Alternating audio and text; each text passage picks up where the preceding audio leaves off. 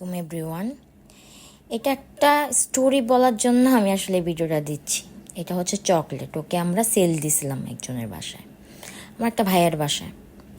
But ও না আসলে থাকতে চায়নি, এর জন্য ও এমন এমন কাজ করছে যে ওনারা বাধ্য হয়েছে আমাদের কাছে দিয়ে দেওয়ার জন্য।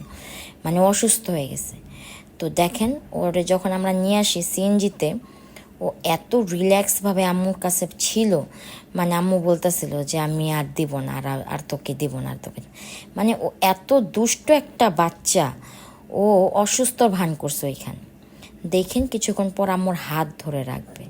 এই জিনিসটা আমি মানে জাস্ট দেখানোর জন্য যে ওরা আসলে কতটা মাসুম হয়। ওরা না আমাদের অনেক কিছু বুঝে।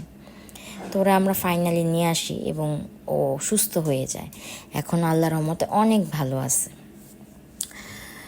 তো আপনারা সবাই ভালো থাকবেন। আল্লাহ হাফেজ।